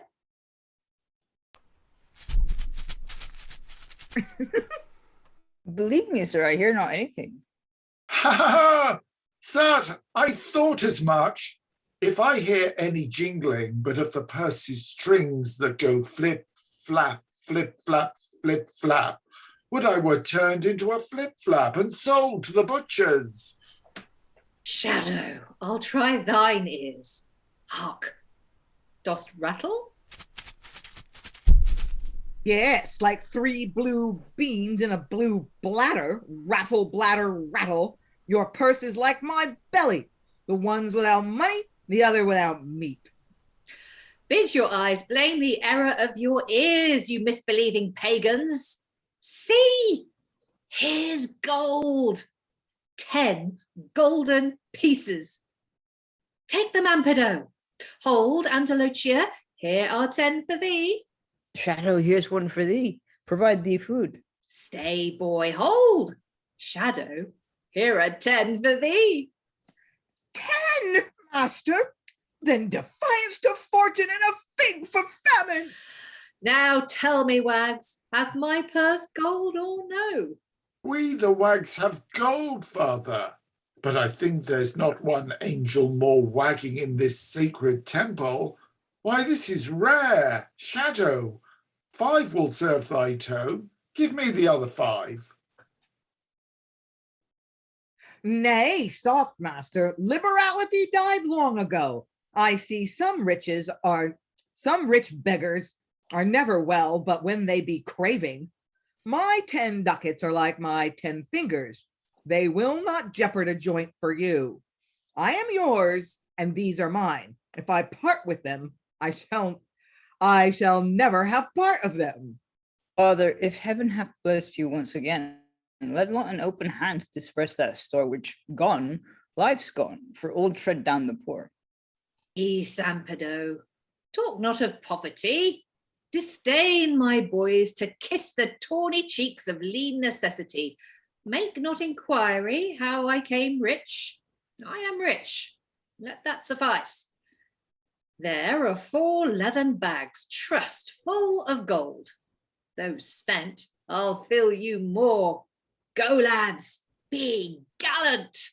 Shine in the streets of Cyprus like 2 stars, and make them bow their knees that once did spurn you. For to effect such wonders, gold can turn you.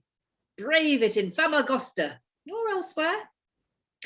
I'll travel to the Turkish emperor, and then I'll revel it with Prester John, or banquet with great Cham of Tartary, and try what frolic court the Soldan keeps. I'll leave you presently. Tear off these rags, glitter, my boys, like angels, that the world may, while our life in pleasure's circle roams, wonder at Fortunatus and his sons. Come, Shadow, now we'll feast it royally. Do, master, but take heed of beggary. And they exit. Okay, Fortunatus is not a complete fool. Gives out lots of gold, but doesn't tell anyone where it comes from. Do not give away the magical secret bag. Otherwise you are screwed. Yeah, there's some... Yeah, the blue bladder, rattle, bladder, rattle. That's a line from plays we've had before. So that's interesting. Yeah, it's yeah, I'm now rich. Would you like me to demonstrate riches? Oh, look, can you hear the sound of my money rattling? Yeah, like that. Lynn. Yeah, so, I have the unhealthy obsession with genre. We have a little mask, a little morality play, a little comedy servant. I don't know what all else. And now we have folktale. Actually, we did before, but you definitely see that folktale. The folktale motif of the thing that keeps on giving. The goose that laid the golden egg. There's the folktale of the salt mill that it finally gets out of control and they throw it in the ocean, and that's why the ocean is salty. So that's a recurring motif in folktales, is this thing that keeps on giving and it ends up being a bad thing rather than a good thing. So yeah, we've got like kind of genre stew here. Yeah, I mean it's Midas. The gift of gold is this, which they brought up Midas already. Rachael. Yeah, to what Lynn said about the folktale thing, it reminds me of that the more like a more modern one by Kafka, where it's, I think, the coal bucket, and it's like somebody's riding a bucket to the coal man's house begging for coal, and then they fly away into the mountains or something like this. That it's I think from Dekker's own experience with poverty, just that there's a mystical way or a magical way of talking about this poverty, and the solutions or the feelings of it become more sort of like a Hansel and Gretel tale, where there's a little darkness to it. We unfortunately have to move on. I would like to discuss it further, but sadly we can't, because we have one more scene to do this session. So running scene 3, or Act 1, scene 3, we have a lengthy introduction, because we've, just to add to the confusion of a scene with two people who constantly talk to themselves as vice and virtue, music sounds, enter Vice with a gilded face and horns on her head. Her garments are long, painted before, with silver half-moons increasing by little and little till they come to the full, whilst in the midst of them is written in capital letters, Crescit Eondo. Behind her garments are painted with fools' faces and heads, and in the midst of them is written, Ha ha he. She and others, wearing gilded vizards and attired like devils, bring out a fair tree of gold with apples on it. If that wasn't enough, after her comes Virtue, with a coxcomb on her head and her attire all in white before. About the middle is written Sibi Sabit. Her attire behind is painted with crowns and laurel garlands, stuck full of stars, held by hands, thrust out of bright clouds, and among them is written Dominabitur Astris. She and other nymphs, all in white with coxcombs on their heads, bring a tree with green and withered leaves mingled together, and with little fruit on it. After her comes, returning to the stage, Fortune with two nymphs, one bearing her wheel, another her globe. She's not going to leave those props off stage. Ooh, no. And last comes a priest. You ministers of virtue, vice, and fortune, tear off this upper garment of the earth, and in her naked bosom stick these trees. How many kingdoms have I measured, only to find a climate apt to cherish these withering branches? But no ground can prove so happy. Ay me, none do virtue love. I'll try this soil, if here I likewise fade, to heaven I'll fly, from whence I took my birth, and tell the gods I am banished from the earth. Virtue, I'm sworn thy foe. If there thou plant, here, opposite to thine, my tree shall flourish. And as the running woodbine spreads her arms to choke thy withering boughs in their embrace, I'll drive thee from this world where virtue fled. Vice as an angel should be honoured. Servants of this bright devil and that poor saint, apply your task whilst you are labouring. To make your pains seem short, our priest shall sing. So whilst the priest sings, the rest set the trees into the earth. A musical gardener's question time. Virtue's branches wither, virtue pines. Oh, pity, pity, and alack the time. Vice doth flourish, vice in glory shines. Her gilded boughs above the cedar climb. Vice hath golden cheeks, so pity, pity. She in every land doth monarchize. Virtue is exiled from every city. Virtue is a fool, vice only wise. Oh, pity, pity, virtue weeping dies. Vice laughs to see her faint. Alack the time. This sinks with painted wings, the other flies. Alack, the best should fall and bad should climb. Oh, pity, pity, pity, mourn, not sing. Vice is a saint, virtue an underling. Vice doth flourish, vice in glory shines. Virtue's branches wither, virtue pines. Flourish or wither, fortune cares not which. In either's fall or height, our eminence shines equal to the sun. The queen of chance, both virtuous souls and vicious doth advance. These shadows of yourselves shall, like yourselves, strive to make men enamoured of their beauties. This grove shall be our temple, and henceforth be consecrated to our deities. How few will come and kneel at virtue's shrine? This contents virtue, that she is called divine. Poor virtue, fortune grieves to see thy looks want cunning to entice. Why, hang these leaves as loose as autumn's hair, which every wind in mockery blows from his rotten brows? Why, like a drunkard, art thou pointed at? Why is this motley scorn set on thy head? Why stands thy court wide open, but none in it? Why are the crystal pavements of thy temple not worn, not trod upon? All is for this, because thy pride is to wear base attire, because thine eyes flame not with amorous fire. Virtue is fairest in a poor array. Poor fool, 'tis not this badge of purity, nor sibi sapit, painted on thy breast, a law's mortality to seek thy love. No, now the great wheel of thy globe hath run, and met this first point of creation. On crutches went this world but yesterday, now it lies bedrid, and is grown so old that it's grown young, for 'tis a child again. A childish soul it hath, 'tis a mere fool, and fools and children are well pleased with toys. So must this world, with shows it must be pleased.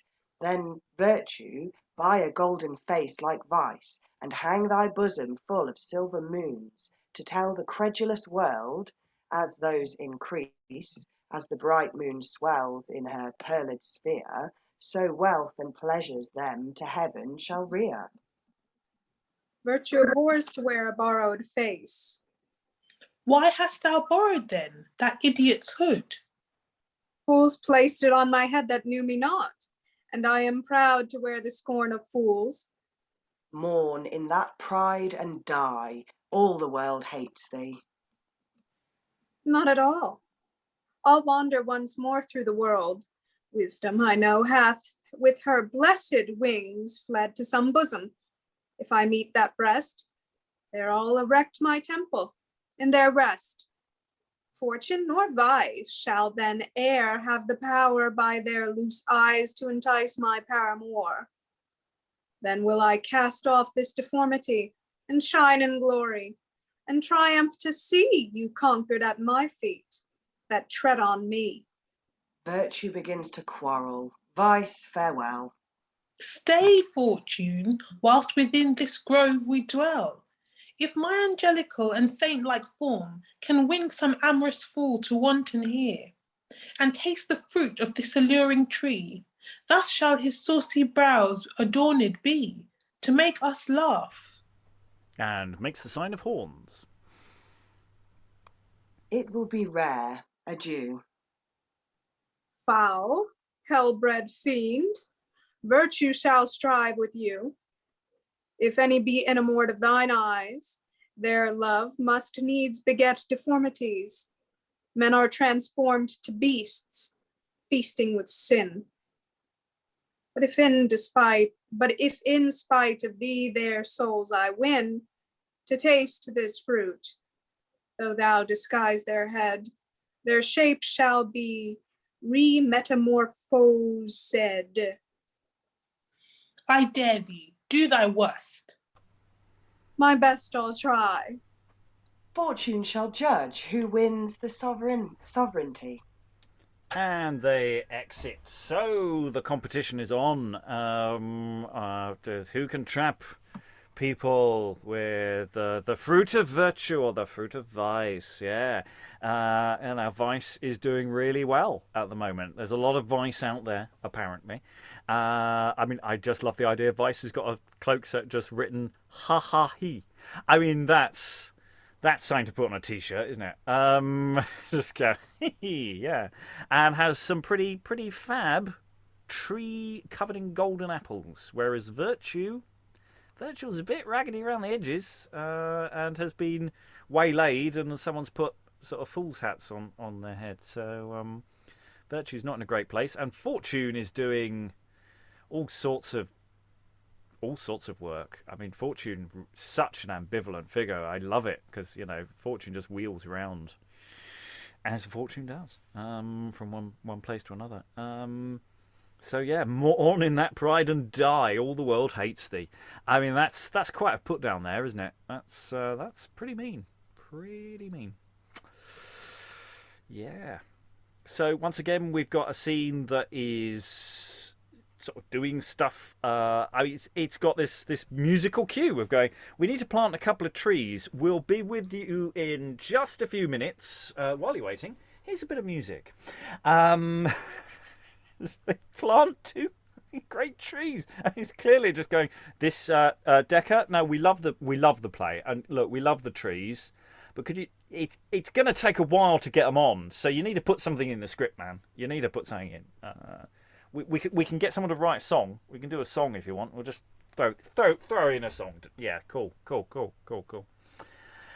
But yeah, it's doing all the morality play stuff. It's doing the civic pageantry stuff. It's doing sort of masky stuff. It's doing all the stuff.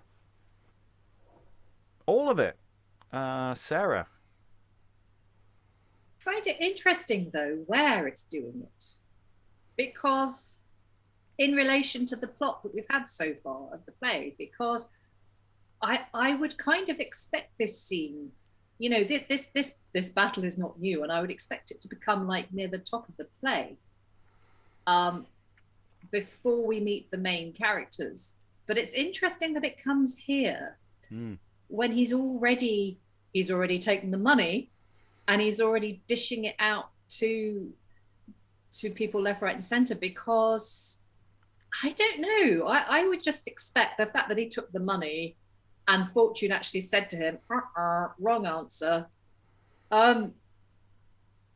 You would then expect this to be a foregone conclusion as to what was going to happen.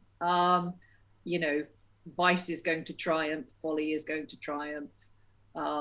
It's all going to go to hell in a handcart.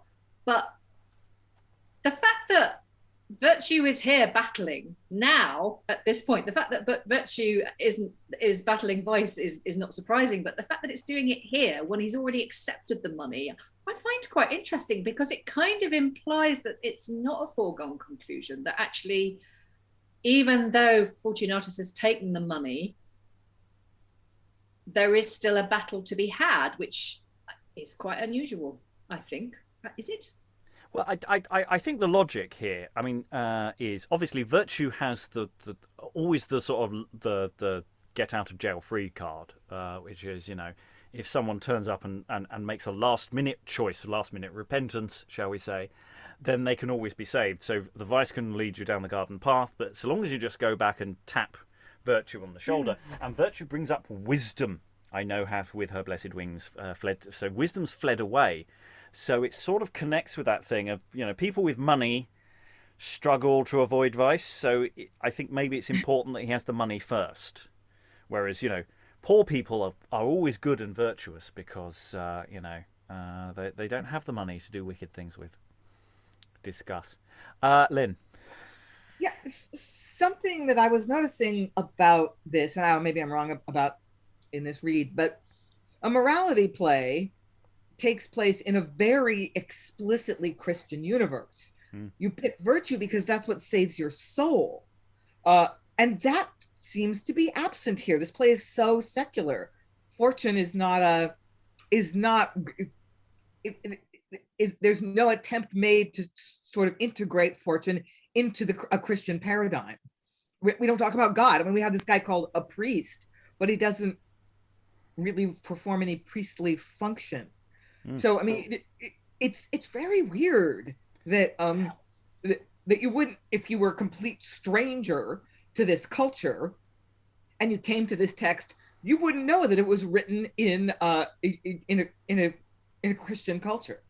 Yeah, I mean, this is one of the reasons why morality plays sort of they clearly don't die out, but they do become something slightly other during Elizabeth's reign, because Elizabeth really does put the foot down on no plays about God deal. I mean, that's something that's a battle that's been going on since the beginning of the Reformation, but Elizabeth really goes for it, and it will become even more explicit in a few years' time. I off the top of my head, I could be wrong on this, when you can't even swear by God on stage anymore in the early Jacobean. So that's sort of the thing. It has to not talk about God, because talking explicitly about God is just not done on stage anymore. You're not supposed to do it. That's why that's why we have all these classical mythology, because you can talk around it and you can use other gods and to talk about ideas and themes, because you're living in a Protestant country that has some history of a Counter-Reformation in its past, and the authorities do not want to go there. Do not play that card, please. Not on our public stages, and not when you present it before the sodding Queen. Yeah. So there are political reasons for that, but it creates a very weird effect. Yeah, this sort of classical world, folklore world, morality play world, that's all mushed together in this weird phantasmagoria, or fortune-magoria, as might call it. Anyway, so we're at about a quarter of the way through the play. So it's a long play. It's not excessively long, actually. These sessions, in terms of the amount of text we're doing, is actually relatively short, each one, but it's slightly longer than we would normally do. So there's always a question of what we might trim, or what one would do with this. But yeah, this is throwing up so many production options that I'm just going, I don't want to truncate some of the morality stuff, because just what you can do on stage is so fab. The costumier would hate one. If one or love you, depending, if you started trimming stuff out, because okay, yes. Because if you start taking these stuff out, you take out the effect. Final thoughts around the room. You may not have any yet. That's fine. Francis, do you have any final thoughts about this play so far? A lot of it, as you say, is part of the course with a morality play. But I found the scene with Andelocia, Ampedo, and Shadow very interesting. So that is holding my interest, because it feels slightly unusual. And like you say, there are some very interesting staging possibilities with this play.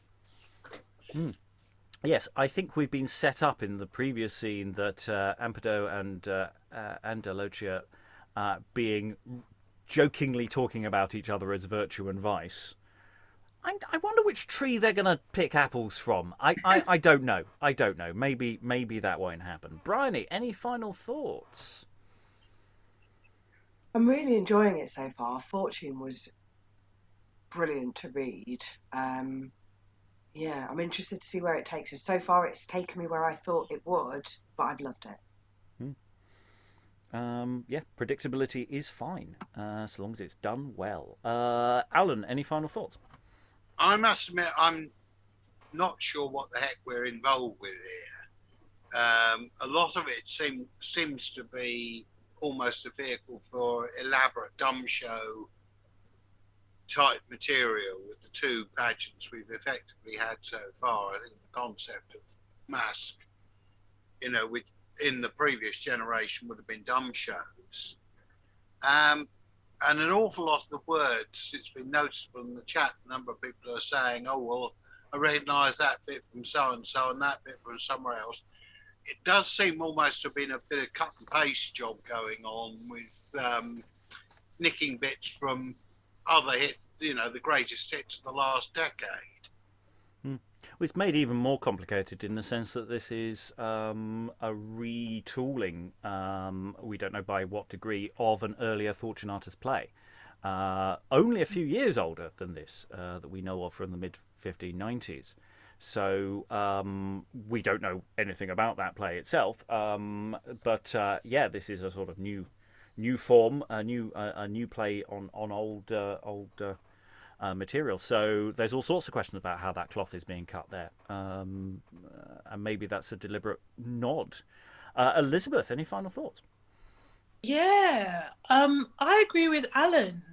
I feel like we've done a lot of Turkish plays where it's specifically about kings and emirs and caliphates and their kind of bloodthirstiness, and then we've done these morality plays like the contention between liberality and prodigality, which are solely about the vices and the virtues, and they're kind of competing. I think there was one that we had where we had like a castle. Was it the Castle of Perseverance? Yeah, that was a really that's going good back one. Hundreds of years. That's your granddaddy morality play, that one.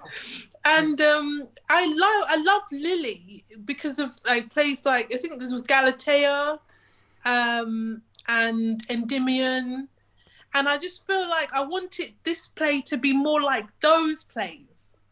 And I feel like it's a bit unfair because this is Dekker, and I don't think this might be my first Dekker play, but it's in terms of genre, it's a very different beast, and I think I'm just really getting used to it.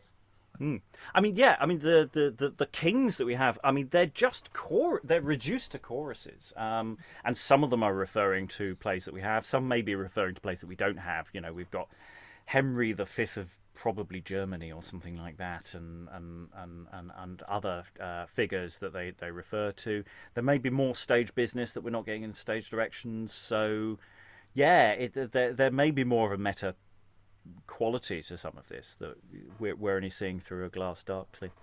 Lynn, any final thoughts? Yes, I feel like Elizabeth does. I kind of don't know where to have this yet.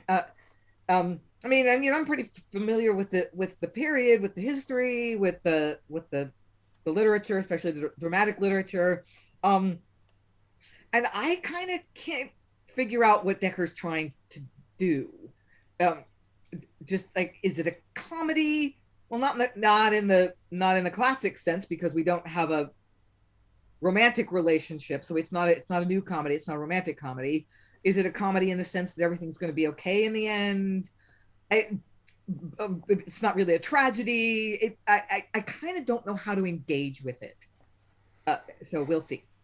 Well, within the morality play genre, it would be classed as a comedy. So, for example, John Bale will write, things that haven't got a single laugh, or any romantic plot at all. But they'll be called comedies because essentially the good Christian values win out. The divine, in a Dante sense, the divine comedy.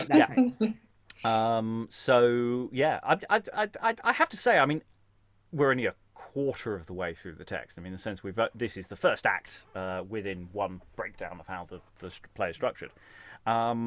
It's setting up. It's all set up at the moment, and it's not actually that long so far. So there's still a lot more to go. Rachael, any final thoughts? I really don't know where, like other people in the room, I don't know where to put this yet for myself. I think there's a lot of stuff you could do with the set and with the costuming, and it's very interesting. So many interesting ideas you could have with that.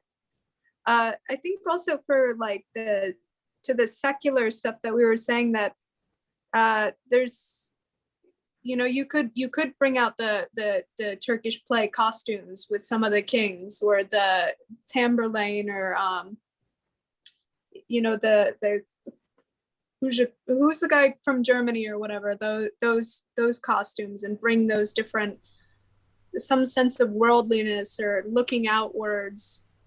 I don't know, there's some grandeur in the costuming, I think. Yeah, I mean, I think we've got to be a little careful to, keep focusing on these kings, that they really are bit parts who just stand in the background. And for fortune, their role is important in emphasizing what fortune it does to people. Kings are very much churned up by fortune's wheel, and so that's what they're there for. But they're not coming back. I don't think we ever see them again. They are just, they're extras, really, who just happen to get a few lines. Though, of course, they're very important as part of an ensemble company. Obviously, I'm not belittling anyone who does the smaller role. Eric, any final thoughts? Yeah, having read various plays with you, I'm just like, this is doing a lot of stuff, and it's kind of like my brain is firing up on references of things we've done. So like there's a part of me going, yeah, this is like rare triumphs of love and fortune, because you've got them like sitting along the side, sort of commenting on the action. The other one is just like sort of, I think it wasn't Ardeno Fabrish, but it was one of the true murder plays where we've got like sort of history, tragedy, and comedy arguing it out. It's just, I don't know, it's an interesting play, and I'm curious to see what happens. I mean, obviously we kind of assume one brother will rise, the other brother will fall, that kind of thing. But it's interesting in that it kind of, well, also because it's set in Cyprus, so I'm like, how much geography has this guy? Yeah, this is accurate geography though at the moment, so I'm intrigued. Yeah. I mean, the thing is, because we have read and worked through an awful lot of plays where this stuff all sort of intermingles. I think the play you're talking about with the comedy, tragedy, and history, is that Warning for Fair Women? Was it that one? Yeah, I think it was. Is of course, we've encountered a lot of these, and the original people did. One of the questions is, actually, does any of that matter if you're just watching the play? I don't know that the play doesn't at least give us all the things to hang our hat on. I mean, if you're just watching a show about Fortunatus, I think, we're getting all of that business. Before I go to Sarah, Alan. Yeah, it's just a thought. With that speech we have with a list of kings, including Henry V and Barbarossa, there was a play we read a month or so ago where there was the contention over the election of the new Holy Roman Emperor, the title of which escapes me. But it Alphonsus? seemed... Alphonsus, Emperor Yes, of Germany? I think it was. And I think we'd done a previous one which had a very, very similar plot line and list of characters, Cologne and the dodgy bishops. But it does seem to be referencing all sorts of other material that was around in the previous decade or so.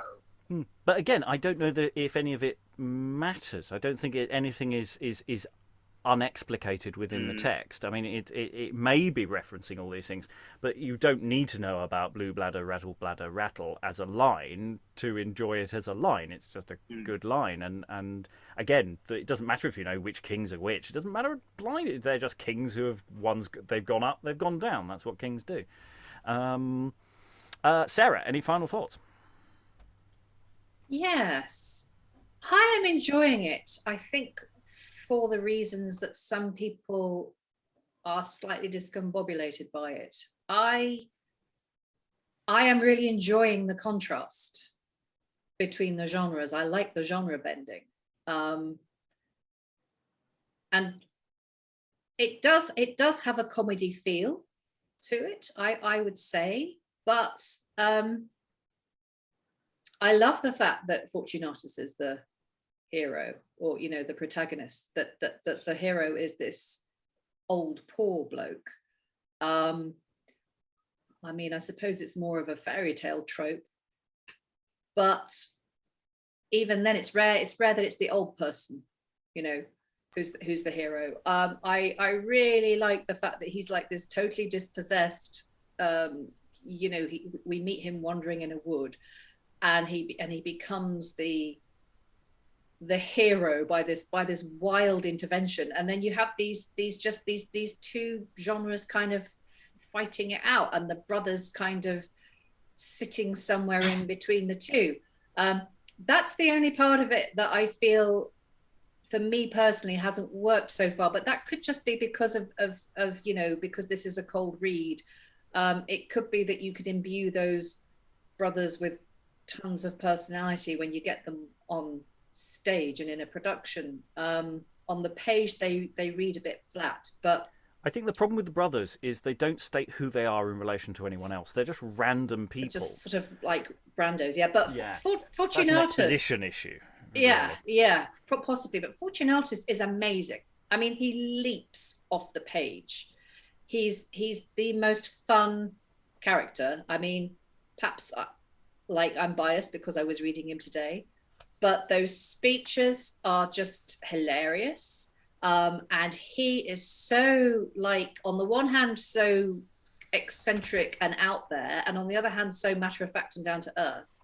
He's a brilliant combination, and he's such a great foil for all the morality play stuff, I think, that is going on. So I am really enjoying that. I'm kind of sad that I won't get to be part of the rest of the read, because on the one hand, I think I know where it's going, but on the other hand, given that he is bending and playing around with genres, I'm like, maybe he'll surprise me. Yeah, I mean, the thing is, there's actually a lot of similarity between various folk tales and morality tales. They often have a moral theme that they're exposing, and just thinking of this as a folk tale seems to be just a very good, which is basically what it is. Works perfectly well. Okay, lots of materials, stuff to dig into. We will return to Old Fortunatus next time with continuing with the action, and we'll find out how that's all going to go down. All that remains to thank all the wonderful readers for all their wonderful reading. Thank you very much, everyone, and goodbye. Go dwell with cares and quickly die.